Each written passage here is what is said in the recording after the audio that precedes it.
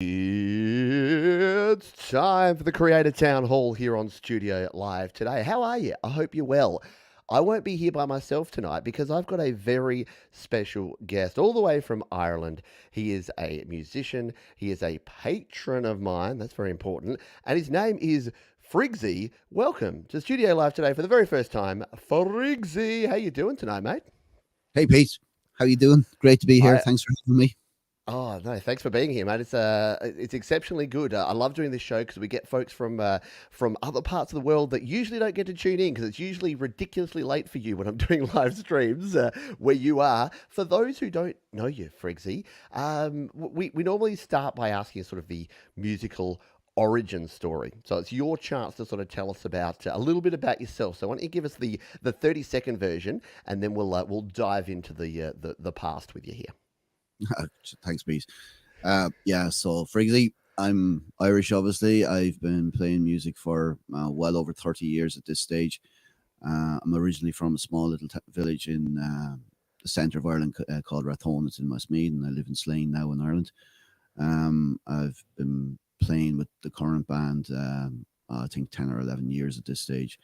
But before that, I played with other bands at home in Westmeath, and lots of sessions and pub sessions. And so since lockdown, I've been doing some solo stuff and doing some recording. So, I mean, that's basically it, me.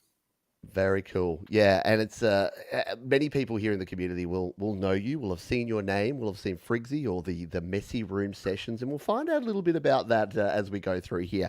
We were testing some audio here too, so if you need me or Friggsy to go up or down, we're having some pops or clicks. So if the levels are not coming through at the right level, we got audio people in the audience here, Friggsy, so they'll definitely tell us all about it. What got you into this whole musical caper? What we like to do here on the Creator Town Hall is go back in time, and you mentioned playing in bands for 10 plus years in the same band, doing your own thing, playing. You play guitar, you sing. Obviously, got a big sort of Irish folk music influence from the stuff that I've seen you do. Where did that all come from? What was the origin story for the Friggsy journey? Um, well, my dad is a musician, and he's played in bands all his life. So growing up at home in Westmeath, there was always instruments around the house. Um, and obviously, seeing my dad going off to do gigs and stuff like that. Um, but we were never forced to play music. The instruments were there, Yeah. and we had to play music at school. And so here's the thing with me: strings I can manage. If there's strings on it, I'll knock a tune out of it some way or other. But Nice. wind instruments, forget about it. And and back then, this is the 70s and early 80s. Primary school in Ireland, you had to learn how to play a tin whistle, and no, couldn't do it. So I remember I got a melodica. If anyone remembers what a melodica is, Oh yeah. it's a little keyboard, and that I kind of could do a little bit, and Love it. but when I was about 14, 13 probably, I started playing guitar. Um, no, I'm not naturally left-handed, but I actually learned guitar the right way around. And so that guitar actually you see in the corner, that was my dad's, and Oh, that's what I learned to play on. And my daughter actually has learned to play on it as well. Like oh it's wow. an old Suzuki made in Japan, I think from like I don't know Very cool. 78, maybe 80, something like that. And it's really easy to play. The action is incredible on it. So you see people learning on guitars, but the action is so high in it. I don't know how they do Yeah. it. But that's what I used, and I've actually played that until about 10 or 12 years ago. Wow. So it's a lovely guitar. But yeah, so my guitar journey probably started back the mid 80s. I was just in secondary school, maybe first year in secondary school, maybe second year, something like that. And some friends of mine at home, Westmeath, also played, a little bit, and we a shed out the back of our house, and that's where we used to jam. And so yeah, that was good fun, and I kept at it. They probably stopped, and I used to play in some pub sessions at the time. Nice. Um, you know what? They're great. It's a great way of learning your instrument. It's a great way of understanding how music fits together. Like I'm self taught. Um, Yeah. but and my music theory isn't great, but I understand keys and I understand chords and I understand how chords and keys fit together, Yeah. and that's really from actually playing along with the radio at home, which actually would have been Irish country music, a lot of it. Oh wow. Um, yeah, and Irish traditional music, uh, Yeah. and playing in these sessions. Now the sessions would primarily have been Irish music, um, or some kind of old folky stuff, like maybe Simon and Garfunkel, and Yeah. some country stuff, Johnny Cash, that kind of stuff. But that's it's it's it's not what I listen to all the time, and it's not what I play all the time. But it's a really good way. Like it's reasonably easy music to play. So it's a Yeah. great way of practicing and getting your chord structures and your key structures and stuff like that. So Very that, cool. that's Yeah, it's something I've noticed with you and your music. And again, I'll let folks know if you're watching live or on the replay. Check out the links down in the description. You can go and check out Friggsy's music. Yeah, something that I've actually noticed is that you blending of the traditional Irish sort of folk style primarily, but other sort of traditional Irish music, and then a lot of contemporary stuff as well. And it's always been something that I've loved. And the way that you blend those styles, you can tell that there's always a nod in everything you do to the traditional sort of Irish style. But then, yeah, you obviously have branched out, and a lot of the music you play isn't necessarily Irish music as well, but it has that sort of Irish music flair to it. Is that fair to say, or am I completely just pigeonholing you there, no, mate? no, not at all. It's completely correct. Uh, Yeah, I think when you spend so long playing the music that I grew up learning and playing and listening to, yeah, um, it's going to be always there in what you do. Um, but yeah, I'm probably a little bit more contemporary now than I would have been. But a lot of this is Irish contemporary music as well. Like, I mean, yeah. I cover some amazing artists, like some amazing Irish artists, like of Damien Dempsey. I don't know if people have in the Mm, stream have heard of Damien Dempsey, but he's just absolutely incredible. But like I've been listening to metal music and punk music. I have genuinely yeah, since I've been about 14 or 15. And like a lot of it was like the punk scene was gone at that stage, but mm. I was getting into it like 8 9 years after it finished. Like, I mean, there's yeah. So I love it. I don't know about you people. Like, do you find that if you get into a kind of a genre of music, I tend to get dragged to the extremes of it very quickly, and then I Yeah, come back from it. So like, I mean, if you take punk, like it started with maybe the Sex Pistols or an Irish band, well, a Northern Irish band called Stiff Little Fingers, and then it very quickly went out to things like the Dead Kennedys, yeah. and who I still listen to, and I still love their music. Mm, And then you kind of listening to, GBH and stuff like that, and then you kind of said, okay, take it back from the extremes and come back in. And then it was the whole crossover era from punk into metal, yeah, and bands like Suicidal Tendencies at the time, they were one of their crossover artists, mm, um, and probably Anthrax were a little bit as well. yeah, And like, it's not that I know loads of those bands, I don't, but like that's music I actually still listen to. mm. And Yeah, no, Suicidal it's were one of my definitely the favorite. same sort of thing. Yeah, for me, and I know, and the folks who are here live or on the replay, let us know as well. That yeah, you do. You go down these amazing rabbit holes, and I was like you. I was into grunge in the '90s, but I was late. Like I listened to Nirvana just before Kurt sort of left us. So most of my discovery of sort of the Seattle scene was in the late '90s and even into the early 2000s. And so yeah, I hear you because I was behind. I've always been a bit behind. Some would say I still am a bit behind the scenes. So yeah, no, it is very interesting. We'll say good day to the folks who are here live, and then we will continue because I do want to delve more into your musical background. But we have some folks here. We've got Dave Fox who's saying good day. We've got Gregory O'Sullivan's. We've got the wonderful Lily Pillies who have dropped on in. The one and only Jade Star is here as well. S.M. Borthwick is here. We've also got, scrolling down, Ashley H.M. here in Australia. Thanks for there. Lily Pillies says, I'm taking a break from a song. It's doing my head in. 20 vocal tracks, 5 drums, 10 guitars. Oof. We'll talk about recording and yeah, lots of tracks and how you tackle that because this is the Creator Town Hall. So we'll find out from Friggsy how he goes about recording his tracks here. We'll just make sure Guzzo of Oz. So these are probably some familiar names of yours, Friggsy. You're usually in the chat along with the folks here. We've got Joe Glenn who made it. Joe up in Canada So it would be about 5 a.m. for Joe. I think she sets an alarm for these shows because she likes hearing from folks in the community. So, and she was Where probably you like, go? when you're talking about the tin whistle, Joe was probably like, yeah, don't be dissing the whistle. Joe loves her whistles. Andy Goldsby from the Indigo Sunsets. Well, Andy Goldsby, who is his own person, but also from the Indigo Sunsets, is here as well. And if I've missed you, it's not because I don't love you, it's because we're going there. Glad to know Friggsy is a metalhead. Yeah, there you go. You go, Jade. I actually love Jade's FMC stuff. Yeah, Uh, yeah. I think it's incredible. It reminds me of stuff I used to listen to kind of donkeys years ago. Stormtroopers of Death and MOD and stuff like that. It's it's because obviously the lyrics are kind of hardcore. I think the musicianship people don't give it a chance and listen to the actual quality of the musicianship, and it's like so good. I agree. I would say about FMC, which you don't know, Jade Star has a fairly sort of extreme metal band called FMC. That when I listen to that, I'll like, can I have the instrumental version, Jade? I can't play it in the house. I can't play it. The children might walk into the studio. So, but yeah, you're right. In metal music, in a lot of genres of music, where it's like they actually require a lot of musicianship. There's no way I could play the metal guitars that are in some of those songs because it's so fast and it's so precise, and yeah, it just requires a lot of skill. So I agree. There you go. Jade loves SOD as well.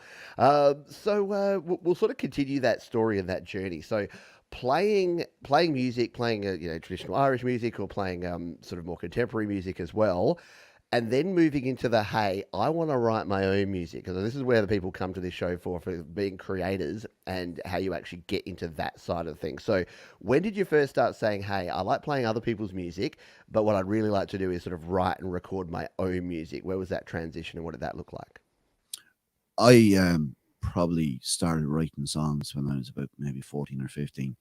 I mean, and I loosely call them songs. Like, I mean, uh, and my dad had a little studio at home at the time, and I actually sent you a picture. It didn't work, but I found that picture again. It was this 4-track Amstrad, um, Oh, yeah. just tape recorder thing, and Yeah. I tried using that a bit, and I kind of stopped then for a long time, and I started writing again probably about 2015, 14 or 15, Mm. and the first song from that was Same Old Games, and Same Old Games actually ended up kind of nearly being a mixture of two songs, and I didn't record that until 2020, and I'm lucky enough that there's a guy who's my wife's cousin, Jeff, who I recorded two songs with, and Jeff produced them. And did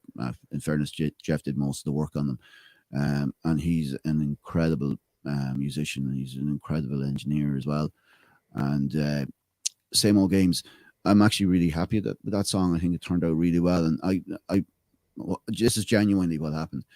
So I recorded that into a phone, shouting into a phone, and Mm. guitar into a phone, sent it to Jeff, and said, "Do you want to collaborate?" Yeah. And Jeff did a lot of the arrangement and a lot of the work on it. And that was, I had recorded one song before that in Reaper. After Yeah.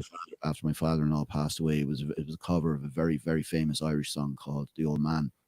It was done by the Fury Brothers, um, and it's actually pretty good. It's released and it's not too bad at all.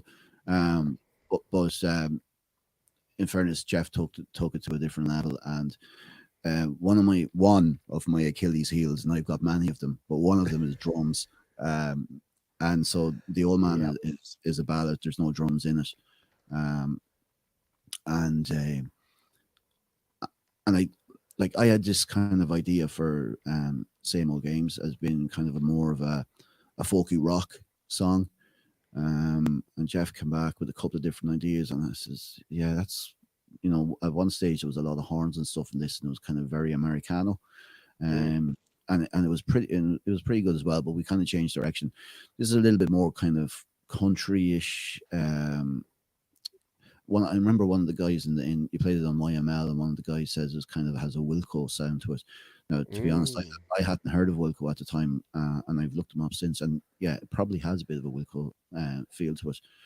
And So Right. that was in Jeff did that most of that in Logic, and then I had um, Heart Shaped Hole, which was kind of dedicated to my father-in-law. Really, like I wrote it for my wife, uh, and we kind of decided to release it in case, really, just in case anyone else can take some comfort from it as well. It's not an Mm. easy listen, really. Um, and then next one was Dirty Money for September, because one of the great things, right, this is one of my biggest skill sets, is procrastination. I Oh yeah. I am an absolute disaster, and that was the great thing about Songtember. Uh, like it had to be done, and I did it, and I kind of did it at home in within the month. It doesn't come up there because it's on my YouTube page, okay, but that's probably that's the topic thing, is it, that I moved Yeah, across? that's the YouTube music there. So yeah, it's not on this one, but yeah, if you do go, if you want to find that one, head on over to the link which is in the description, and you'll be able to find not only all the release songs but all of Friggsy's live shows as well. So I did check earlier today, and we'll talk about Dirty Money a bit later because it's very different to the sort of stuff that I've heard from you before, and I was I was pleasantly surprised when I heard that track, and I think a lot of other folks were too, because you've had close to 1,000 views and listens on that one now. So we'll talk about that in a moment. But yeah, if you do want to jump down there, I've plopped it into the chat here. You can check it out on Spotify if you're a Spotify listener. There you go. You got all the tracks there, and then yeah, if you're using one of the other platforms, you can use the Song Whip link that I've popped there, so you can go to whatever platform you're on there. When did you start sort of releasing your music, or thinking, hey, I'm creating this music and I want to actually get it out there for people to stream and to buy and to have on all these platforms? Was that a sort of conscious decision after you started creating music, saying, hey, I want to get this out to the world? Yeah, absolutely. So 2020 is when it started for me, um, and I wanted to release it. And like it's a really fine line, isn't it? Mm, Where it's really hard to get your music out, as in getting it to an audience. It's not hard to yeah, get it out because, in fairness, DistroKid are amazing, and I've been using DistroKid before. I came across you, Pete. So yeah, I know you're sponsored and whatever else, but like, I mean, I would always recommend DistroKid. I think it's, they're so easy to use. It's great. Um, but then it's the thing, right? How do you get it out to an audience? How do you get people to hear it? And yes, um, so, I mean, one of the first stops for me was Submit Hub, um, yeah, which, in fairness, is a legit service, because you've absolutely got no guarantee that the curators are going to put you on a playlist. And trust me, there's plenty of times that you get rejected. And the problem I have with Submit Hub, and I don't know if I'm going to use them anymore, is that, like, okay, so you don't expect everybody to like your song. And that's mm, fine. Um, and for same old games, I had about 20% success rate on that, and that actually is very good mm, for Submit Hub. But I had probably about 15% or something like that on what do you call it, Heart Shaped Hole. I had like 1% success with Dirty Money on getting that pushed out. And you're kind of saying, okay, right, fair enough. If you don't like the song, that's fine. But the reasons are stupid, like ridiculous reasons. Like, I mean, literally, I got two rejections, one after another, saying, like the song, but your vocals aren't doing it. The next one is, I really like your vocals, but da da da da da. And it's just to come, yeah. And you're kind of yep. there saying, like, really, Subjectivity. yeah, Yeah, it is. Like, I mean, so, and then I know people go down the route, the kind of payola route, which I haven't gone down. mm, But like, I mean, I can see why it's tempting for some people. Like, I mean, if they're oh really yeah, trying to get to an audience, um, but yeah, look, I mean, in the long run, that's not going to do you any good at all. But it's getting, if you want to get your music to an audience, like there's plenty of people who record music and do it for fun, and and I'm one of them. I do it because I enjoy the process and I enjoy doing it. But if you want to get it heard a little bit further, it's really difficult, And but for those people yeah, that don't want to get it, that are happy that that if anybody at all listens to it, um, great, you know. But Mm. it's try. I do think Spotify. Well, actually, you know, I'm saying Spotify because Spotify is probably the biggest one in Ireland, Yep. you know, maybe in Australia it's Apple or Yeah, it whatever. is. No, I'm it's not just still Spotify here, but yeah, I know it's Apple Music in a lot of other countries. So yeah, Yeah, like I don't put any focus on Apple at all. To be honest, I've got yeah. one listener. I get my email every week, and I have one listener and one stream. You know, so it Those is are what always it so is. motivational, aren't they? When you get those ones like, yes, you've had one listener this week, and you're like, why are you even telling me this? And you just keep this to yourself. Yeah, and why am I telling you even more? Yeah, oh, absolutely. Yeah, no, it's interesting because I think you raise a good point. And again, because it's a creator town hall. The reason we sort of gather each week to talk about this stuff is that we are all kind of in the same boat. We all do music for different reasons, and we have different sort of expectations of what our music's going to do and how we're going to put our music out there in the world. But yeah, at the end of the day, we're pretty privileged to live in the future where you can actually do these things and you can release your music and you can produce music for pretty cheap without having to have $1 million studio or a record deal or a producer or any of that sort of thing. It's pretty amazing. But yeah, and the way I look at it is that you just got to try different things and work out what works for you because the amount of people that I see sort of come in, and most people in this community, I know a lot of the folks in the live chat here are in the same boat. You're grinding it out. It's a marathon, not a sprint. So you're actually creating music, you're improving sort of month on month, year on year, you're releasing your music, and you're sort of growing a community of folks that are interested in your music.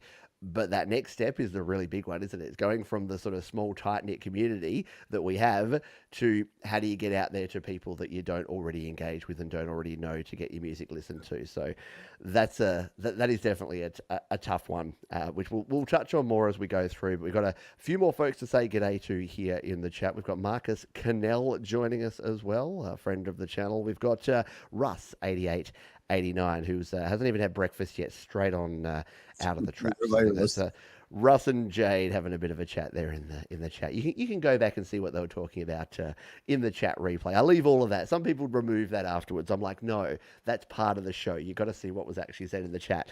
Friggsy, we've been talking 22 minutes, and people have been looking at you and going, "What's the deal, mate? What's happened to the arm? Why you're talking about playing guitar and you're sitting there with an arm in a sling?" Do you want to keep it mysterious, or do you want to share the story with the folks here about why you're all slinged up there, mate? there, I don't have any secrets or mysteries. I'm an open book. Uh, I on Sunday afternoon, myself and my ladder decided to part company. I'm Unfortunately, I sorry. was on That's top of the not funny. ladder. Yeah. So I came off a ladder on Sunday afternoon and pretty much Oh, landed on my shoulder. So oh, uh, I can't remember what it's called, but it's kind of the cruciate ligament equivalent in my shoulder. yeah, Is right. I don't think it's torn, but it's damaged on Mm, elbow and ankle and foot. But the anti-inflammatories and the painkillers are doing great. doing the. Unfortunately, uh, they reckon there's a 4 to 6 week recovery on it, so it means Yeah. all my gigs are gone for March, probably. And again, we're only back in the office 2 weeks, so I haven't really been working too much this week. Um, I'm only starting to get some movement back in this arm now. So exercises from tomorrow. But look, Oh, in fairness, I'm an awful lot better than I was on Sunday and Monday, and it could have been a lot worse. All joking aside, you know. yeah.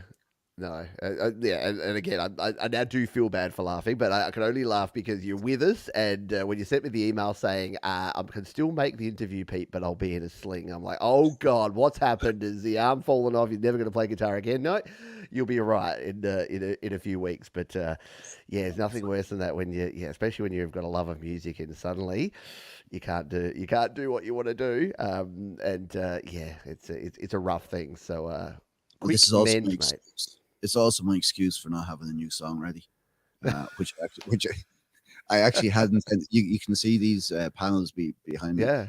Yeah. Well, such as they are. Myself and my brother made them on Saturday, and I had intended tracking the new song on Sunday night. Um, because I can't really do it during the day because behind that wall is our kitchen and behind this wall up here is a utility room. and down that way is a window. So it's I intended tracking on Sunday night, but Yeah. that's going to have to wait a couple of weeks. Anyway, look, Uh, we get there. It'll be okay. Exactly. Well, yeah, exactly right. You know what? I often say this about things. People get very, very unhappy when things go wrong and like super ecstatic when things go right. And I'm like, I think my 2020 and even my 2021 view is that like when things happen that are bad, they're never quite as bad as you think they are. When things go really well, just don't get too excited because yeah, everything sort of balances out a little bit. I know that might sound a bit negative, but it's actually meant to be positive to say that everything's going to kind of go like this, but it's not quite as bad as you think. So yeah, you'll look back in a year's time and go, well, that was an experience, and maybe I won't do that again. I come here, you know, I think Pete, as we get older, and obviously I'm getting older, you just get more chilled about things. You know, in the bigger I scheme of think so. things, I'm not in huge amount of pain at the moment, because the tablets are working. You know, what's another couple of weeks at this stage? You know, Right, and at least you're in a country that has some sort of decent healthcare system. Anyway, we did say we weren't talking politics here tonight. I said, cheers. Friggsy asked me, cheers. There you go. Friggsy asked me beforehand. He's like, oh, is anything off limits? And I said, oh, just you can have a couple of S words, but keep the F bombs to a limit. And we don't tend to talk politics. And now I'm talking about healthcare systems. So we better move back into music. Let's nerd out on the technology side because another thing that we were chatting about in the pre-show that you mentioned to me, you like, so Friggsy almost apologetically said, now Pete, you know I don't use GarageBand, right? And I'm like, yep, I know you don't use GarageBand. Can Garage we band. talk about Uh, GarageBand? Sorry, Patrick. Patrick would be very unhappy with that. GarageBand. There you go. Sorry, I don't use GarageBand, but yeah, should we talk about that? I'm like, absolutely, because the beauty of this show is that even though my channel has kind of railroaded itself into being mostly about mobile creation and mostly about GarageBand, I actually love other platforms and I love hearing how people create because I don't want anyone to use anything that's not going to work for them.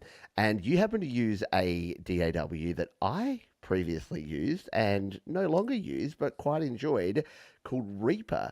So, for those who have no idea what that is, do you want to tell folks a little bit about what Reaper is, why you use it, and why you sort of stumbled into it and started using it in the first place? and why I stopped using it Oh, as you've well. stopped using it. That's what you've moved. You've moved on. All right. There's a story here. Take it away. Take us on the journey. So, well, it's I was on YouTube. I was looking at where can I get some DAWs. You know, Mm, what should I use? And Reaper kept coming up over and over and over. So I downloaded it, um, and it's really intuitive actually, and really easy to use. But um, so if you're like me, and I really don't have a lot of outboard gear here at all, I've none. I have my audio interface, and that's it.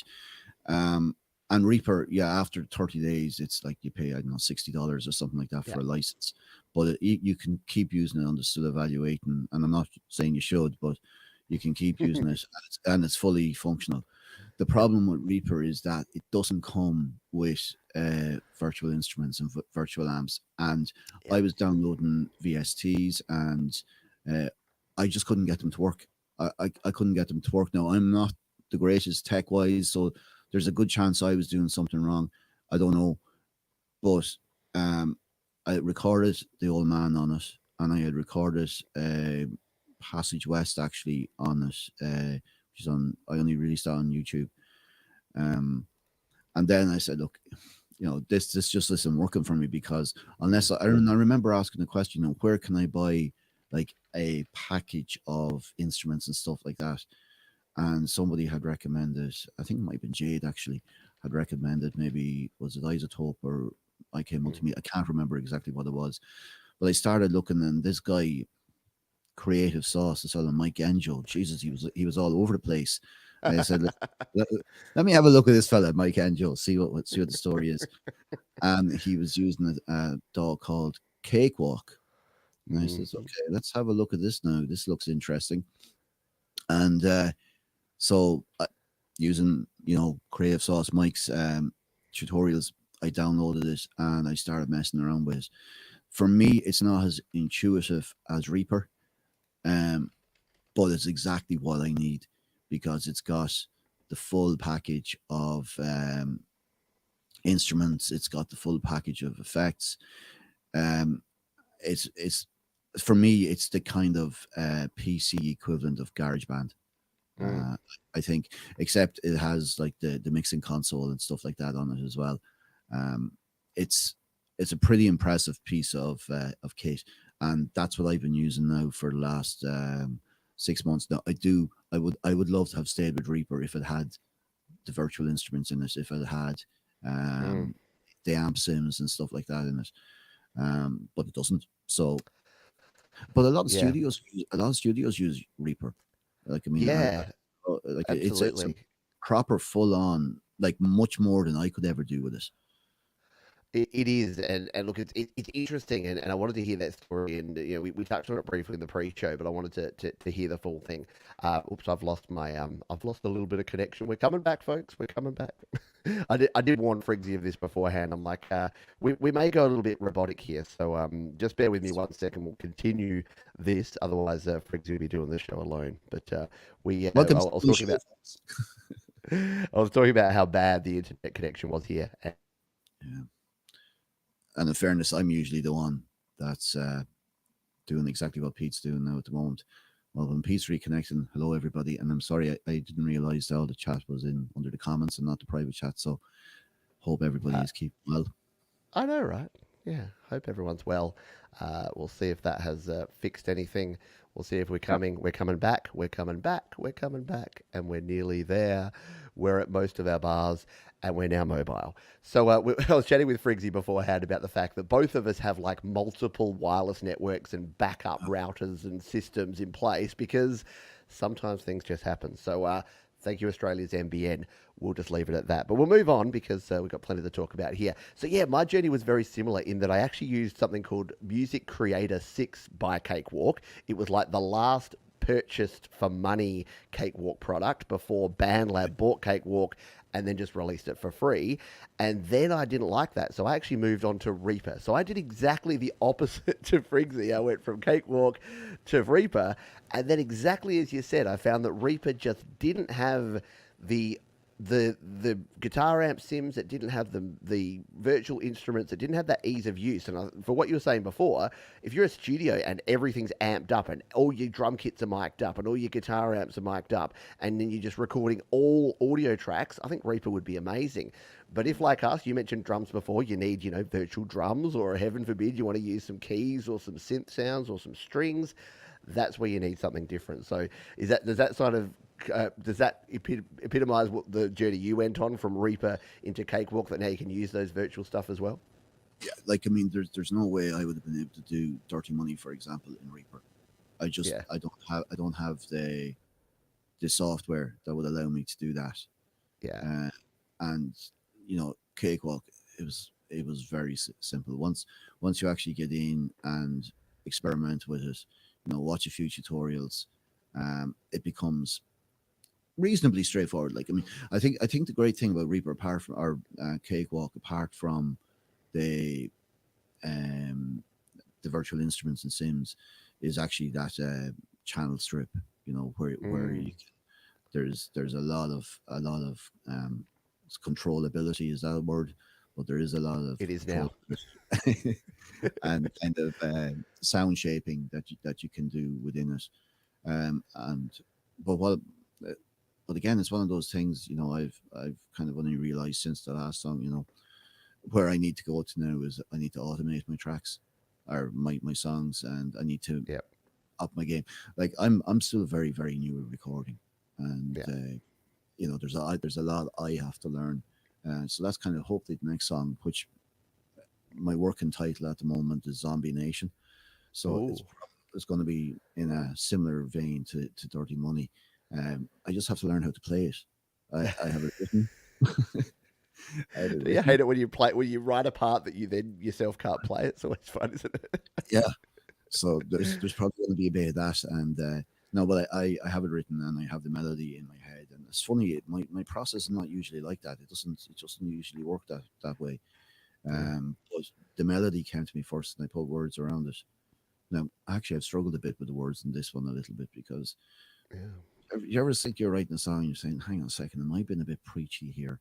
Am I? Is this like a old man being a little bit condescending? Like, because that's not what it's supposed to be. But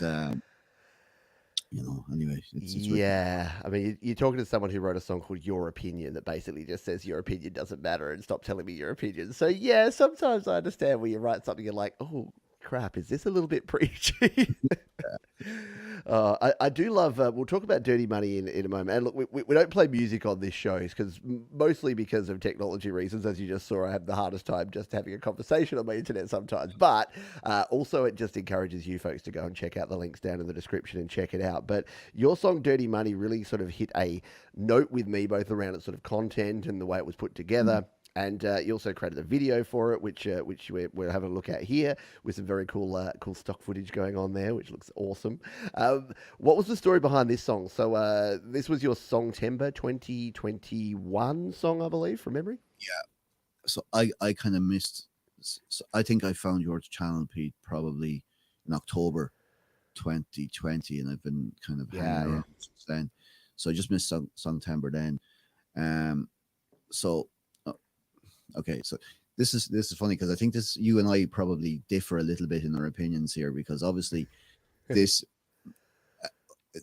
Pete, for anyone that watches Pete live streams, we don't go there with NFTs. Okay, we just don't. And in fairness, I don't know anything about NFTs either. Uh, I Right. think I think it's mental, but I can see where it could go in maybe 10 or 12 years. Where Yeah, where yeah. the evolvement could be. But this one was again. This was actually started off as something different because Mm, the talking intro is that the custodians of good taste have left the building, sold out to the highest mm. bidder, took the 30 pieces of silver. Well, that wasn't that was aimed at somebody else that we mentioned earlier on in a submit hub type of thing. That's Yeah. kind of f you, um, because I do I'm not confident in that service anymore at all. I Mm, do think there's people in there that are just there for the money. They're pressing the button and rejecting it, pressing the button and rejecting. That's my opinion. yeah. I'm sure someone else will turn around and tell me I'm wrong on that.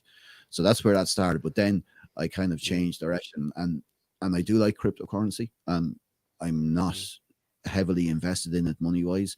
I'm never going to be a millionaire in it, but I do think it kind of reminded me of the punk movement back Yeah. in the 70s, and like there was good ideas in that movement. People, but it was an immature movement. It was Yeah. a lot of young people with great ideas, but didn't necessarily know how to get those ideas across and get it into the Mm, mainstream. And I think crypto is probably the same. So that right now it's an immature market. It really is, and it's very yeah. volatile. You need to know what you're at in it, but there are good points to it.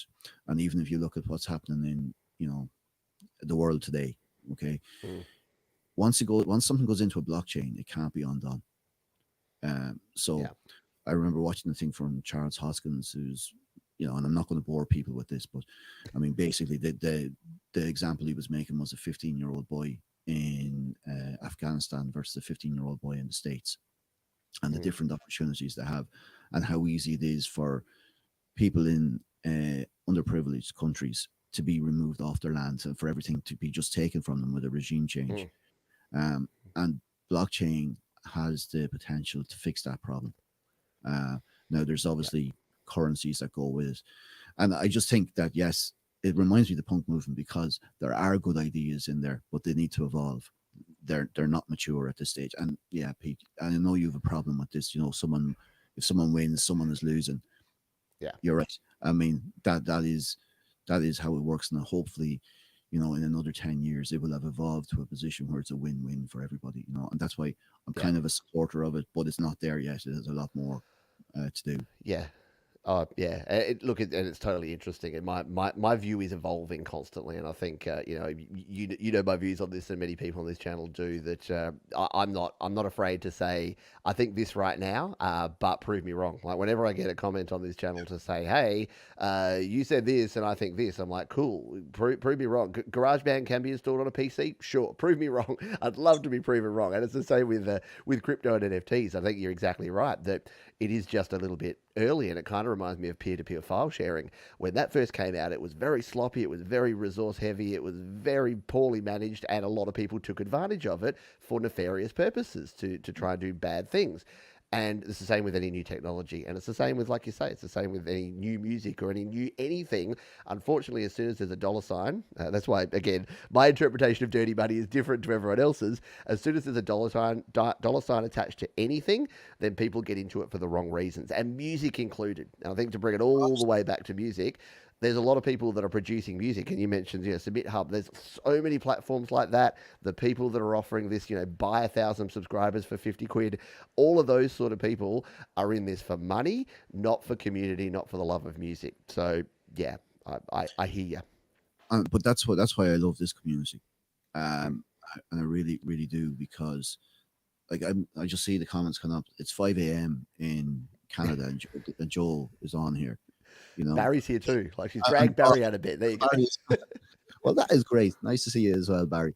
But like, they're not doing that for money. They're doing that because they love music. And I Yeah. understand Joel and Barry's background, because it's actually very similar to mine as well. They're playing in Mhm. sessions, and I really Yeah. love Joel and Barry's music. Although my music is moving in a different direction. I see what, like, Joe is plays it well. I call it a low whistle. I don't know what if that's the right word for it. And she's really good. And I listen to Barry's guitar playing. Barry, Mm. from what I've heard, is one of the finest folk guitarists I've heard in a very long Oh yeah. time.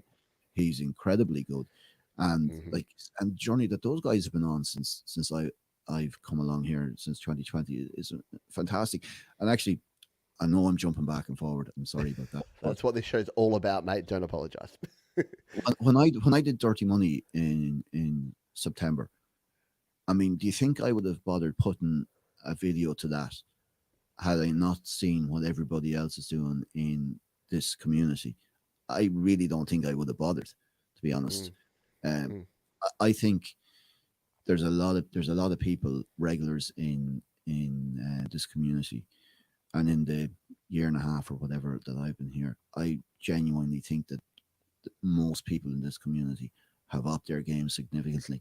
They were mm, very good to start with, but like, the quality of music that's been played on Your Music Live, I have to say, I think is better than it was. Um, and I think it's because people have upped their game. People are getting mm, better at it, doing it more often. The fact that a lot of people are putting videos to it, um, and there's some proper good musicians in this yeah. community. I don't really include myself in that, to be honest. I'm actually quite a basic guitar player, and that's my thing. But there Oh, are it's some proper. yeah, exactly. As you said there, Barry and his guitar, like the skillful guitar playing. A lot of people do this. I Mhm. look at my 5 chords that I come back to every time on every song, and then I see what other people do here, and I'm like, I'm a plunker and a strummer from way back, and I don't Yeah, have the time or the energy to devote to be as good. But that's the thing. I don't have to be. And I think you mentioned before about collaborating and getting other people to help out with music and with songs, and you see the amount of collaborations that happen in this community too, and it just kind of proves that not only is everyone getting better, but people are getting smarter too. People are realizing that you don't have to do it all yourself. And you sort of started this whole chat with talking about playing in bands and playing sessions and how beneficial that is for your music. And I think the 2022 version of that is, if in a C word constrained world you can't do that, then collaborating online with other people is kind of the next step, and something that everyone can have a crack at, which is very cool. We're 15 minutes to go, and we are on a tight schedule. We normally can go a little bit over, but I'm actually going. You mentioned Mike from Creative Source. I'm over on Creative Source in 15 minutes time on Mike's Fix My Mix show. So we've got you got an extra hour if you were like, oh, I want some more live video, but Pete and Friggsy are done in 15 minutes. Don't worry, you can follow me over to Mike's channel, and we'll give you a link to do that at the end. I've been noticed here. I said to my wife, I need to put a new T-shirt on. Can I put my Guinness T-shirt on? Is that too cliche if I'm chatting to Friggsy and I wear my Guinness shirt? And she said, no, go for it. So I did. So we've got some Guinness love going on here, and Andy, we'll touch on this one. Does Guinness in Ireland really taste 1,000 times better than the stuff in England, and potentially the stuff at my local Irish pub down here in Adelaide? Yes. Definitively, yes. Simple as that. Well, uh, Guinness is in Ireland. The Guinness reps, as far as I know, actually come around and they clean all the taps in the pubs and they do all of that stuff because there's a special way of treating it and so on. So I don't know if you guys get that once you leave Ireland. But I've got used to drinking Guinness out of cans now as well, and I've got used to that taste. But here's a big shocker. Okay, so we were doing a gig a couple of Sundays ago, and obviously working on Monday, I wouldn't have been drinking. I had 2 pints of Guinness 0.0. I don't know if anyone's tasted it yet. It is 99% there. Ooh. In terms, it's really good. It was really good. I was very, very surprised at that. But yeah, I think the general consensus is that Guinness in Ireland is better than what they say is that Guinness doesn't travel well. That's what I've heard before. Yeah. Now, I've never been to Australia, so I don't know what it tastes like over there. But there's enough Irish people in Australia that'll be able to confirm that for you for sure. But I have drank in the UK. And yeah, it wasn't great. No, I have to be not honest. as good. Yeah. Well, yeah. When I walk into my local, there's an Irish pub called Finn McCool's here in the eastern suburbs of Adelaide, and when I go in there, yeah, it's the same 18-year-old that's going down there that's doing the pipes and the kegs for every other beer for the filtered watery beers, and they're also doing the Guinness and the Kilkenny, and I'm just like, yeah, it's probably not the right people to be taking care of this, but it's better than nothing. I must admit, I still do like a pint, and I've also the cans with the lovely little widget in there that does the creaming and that for you. Yeah. I know we're getting way off track, but again, that's what we do here. Yeah, you pour that into a nice pint glass, and it's not actually that bad. Again, not having been to Ireland, once I get there and I actually taste the real thing, I'm sure I'll go, nah. It's got to be the real thing now. But yeah, and the other thing, again, we're going to get way off track because we've only got 15 minutes left, but I was in my supermarket today, and the alcohol-free beer and drink section used to be like one thing, and if that was usually out of stock because I didn't get it, it's an aisle now. It's a revolution, and the more they do it, because I actually love the taste of beer and I love the taste of ales, and the more that they can do this sort of thing where you can actually have one, I'm just like, great. If I can wake up in the morning and have a pint of Guinness with my Wheat Bix in the morning, then that'll be gold. Some people would say a pint of Guinness is like a bowl of Wheat Bix, but anyway. Eating and drinking. Eating and drinking, that's what we say over here. There you go. I'll go back on script because we've gone off script for about the last 20 minutes. But getting back to the nerdy sort of geeking out sort of stuff, we've talked about the software.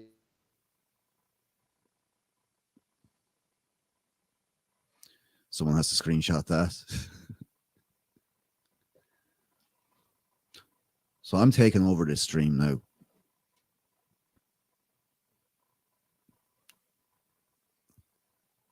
One, two, three. I'll be back in a jiffy. It's happened twice. Would you believe my phone has now overheated? So I've tried to jump back onto my regular connection.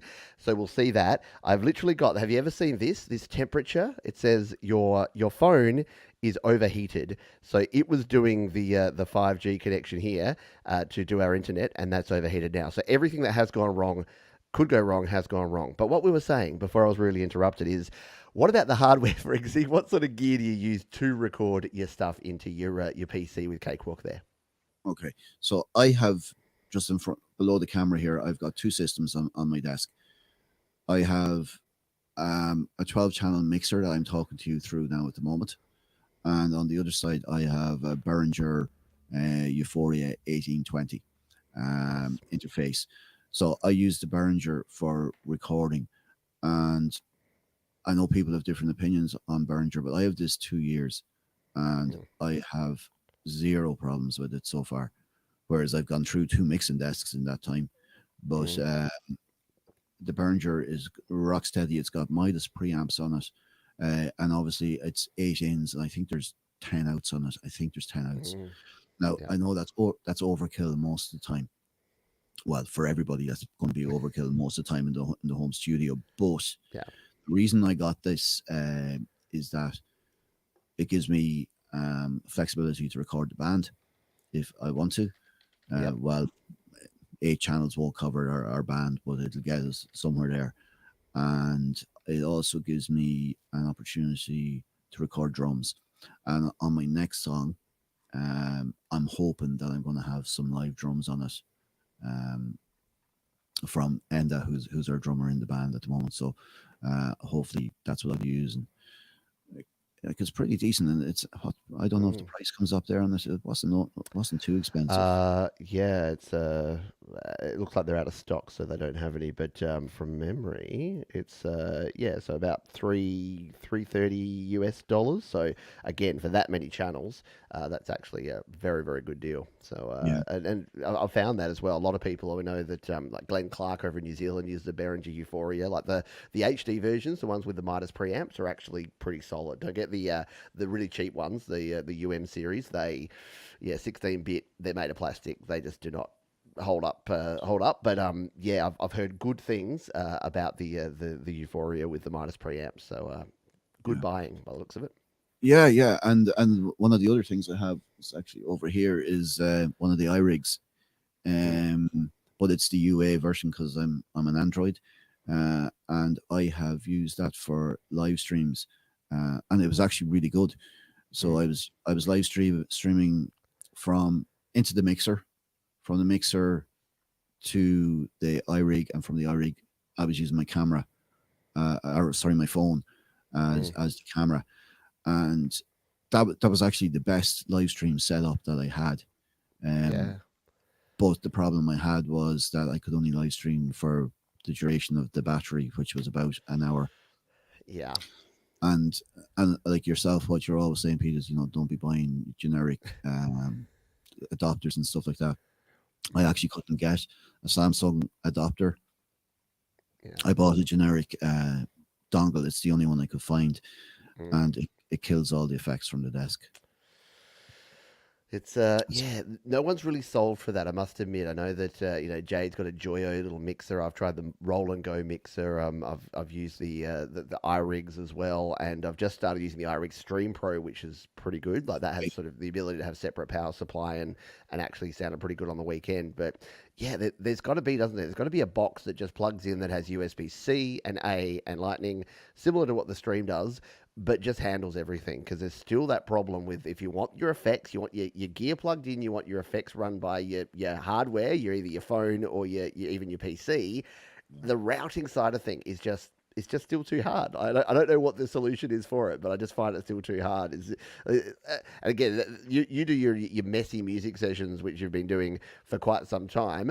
Is that sort of what you've been finding with that? Is there any tips that you have for folks that want to do live streaming? Or as you said at the start, you're like, well, don't ask me because mine usually end up with some sort of problem. uh, yeah, look, my the main problem I have is similar to what you have at the moment is upload speeds on Wi-Fi. Yeah. Um, I am using. I've got StreamYard as well. Mm, Um, I was looking at using OBS, which is obviously free, yep. but I don't have the upload speeds to upload to multiple locations. So I don't really know how to use it either, to be honest. Yeah. Um, but yeah, so I live stream through my mixer now, and I've got I bought that camera. It's a Logitech. It's not the one you have, Pete. It's the one below it. Would it be C22 or Uh, something like that? yeah. The 922. Yeah. 922. Yeah. Look, it's okay. Um, No, it's but really good. for my live streams, I'm kind of trying to recreate a kind of a live session Mm, a live gig, if you like. yeah. I don't like playing sitting down, so I'm kind of standing up and I'm kind of moving around the place, and I think that's causing the camera some problems. But I do love that though. I don't want you to ever stop that. Don't ever be like me and sit down and do your thing here because it is one of the best things. I know many folks that are watching here will have seen Friggsy perform. If you haven't, again, we won't have the audio here, but in fact, you'll look you'll see the slightly fuzzy, so you can actually see the lack of upload speed in the resolution that's coming through through on that video as well. But yeah, you would have seen very similar things here earlier on my stream. So we share those problems. But being able to stand up, and are you wearing a Thomas Christ t-shirt there I too? I am That's wearing pretty it. epic. I was laughing because towards we actually that was at Christmas and we had some people here at the time and friends of ours, and I think I was singing like something like "Sweet Caroline" or something. And I was laughing. Here I am, wearing a Thomas Christ T-shirt, singing "Sweet Caroline," and That's very weird. I love it. That's the best kind of weird. yeah, and you know what? It's I have to say this community has been brilliant in terms of finding new artists. Like I know I Yeah. mentioned Barry and Joe earlier on, but yourself, Jade, Tom, uh, Andy, and the Indigo Sunsets, and that's just a few. There's tons. There's John Yeah. David Lees. There's Mm. Aloe, Night Train. Like there's, and I'm sorry. There's tons. I don't want to leave anybody I out, know. but Yeah. I have the same problem. You start mentioning people, and you're like, oh, I'm forgetting most. yeah, but that's it. I know I am probably forgetting most here, but like this community has really given me a lot of support, and I really appreciate that. And I'm kind of try to support those that try to support me, Totally. because and I have like I don't know. I've followed a good few people on YouTube, but it's as you say as well. There's no point in following just for the sake of following. Yeah. It's you need to kind of actively get in and watch people's videos and support them if you're going to support them. It's true, yeah. The two-way engagement is super important and is definitely the key for the social side of social media that can be the good thing. We are like right on the cusp of out of time, so and I knew that this would happen. I knew we'd get to hear it. I'd be like, mate, we could talk for another 3 hours and we'd have plenty to chat about. But we'll have to get you back on. I've been threatening to do a panel show version of this show in the future, so we'll definitely be throwing invites out to yourself and others who've been guests. But we got a couple of final questions I like to ask everyone. You've got no pressure, but 3.5 minutes for these two. What is the proudest moment that you've had since you've started sort of creating and recording and releasing your own music? I suppose releasing probably The Old Man, which was the first one that I did myself, was great. And all my songs so far have got into the download charts in Ireland. Nice. And trust me, that's not a huge deal. That's an Instagram moment. You know what I mean? Saying, "Look at me." Um, but it's nice to be able to do that. But like, I think same old games. Dirty Money. I'm really proud of Dirty Money, Mm, because it's such a change in direction for me. Um, and it was the first time I kind of did all of that by myself. Um, and so, oh yeah, I was delighted with that. I mean, we've had some amazing live moments as well. Like, in the mm, band, we've yes. we, so I'm very proud of that. Like, we've played it. I don't know if the English guys might have heard of it, but it's called Electric Picnic. It's probably the Irish version of Glastonbury, but a smaller version of that. We got to play at one of the side stages on that, and then there's the Fleadh Cheoil, which is a music festival in Ireland. Brings about 500 or 600,000 people to it during the week, but it's mostly Irish stuff. And we got to play on the main stage in that twice. To, like, I think the first year we had about 8,000 people, and the second year was about 11,000 people. And Yeah. Wow. playing to that kind of audience is if you play live, if play, and you're happy to be out playing in front of people, that's incredible, getting to play in front of that Yeah. size of an audience. That is brilliant, and I think you sent me a clip of one of those. Is that a public clip? Is that something you can send Yeah, yeah, me? Yeah, okay. it's If you want to resend it to me, I'll throw it in the description so folks can come back and put it in the pinned comment as well, so folks can go and check out that live performance. It was very cool. I was like, wow, this is amazing. So you'll and want that's to check just that one stage out. sound. It's just a stage sound. Now, I actually shared that because I wanted to give people uh, the sense of what it felt like for us up in Yeah. that stage. So Very cool. Yeah, No, it huge. was very cool. It was a great watch. So we'll make sure that's included in there as well. As I'll throw up the comments here, the final parting words, and I'm going to have to give you 60 seconds. I'm feeling super rude here because I do have to jump over to join Mike and to join the Fix My Mix show. But what advice would you have for anyone who's been sitting here watching this show either live or on replay and hasn't started kind of getting involved in the community and sharing their music? What advice would you have for those folks? Get involved. If you're not getting involved, people don't know you. People in this community will support you. There's no question about it. Get your music into YML. Give us all a chance to hear it. There's a create, record, release over on Facebook, and people are putting music up there. People are putting unfinished music up there, and people are asking for opinions and ideas. Just do it. Don't spend loads of money on gear you don't need. Yep, Um, just you work with what you have and build it up over time. And totally. we all support each other here. And I don't think there's very few people here that are professional. Mm, So although they don't be have professional intimidated. jobs, yeah, absolutely not. And Yeah, enjoy it and do it for fun. Boom, 100%. 1 hour. Get involved, get into it, mate. I feel bad because again we could chat for ages, but I do have to run. But for folks who want to follow the chat, do join us over on Fix My Mix. I'll be over there with Mike from Creative Source, who we talked about in this show as well. In just a moment, he's just kicked off the show there, so we're going to have to do a runner. Do check out the links down in the description because we've got links to Friggsy's music, to his YouTube channel. Make sure you get over there and subscribe.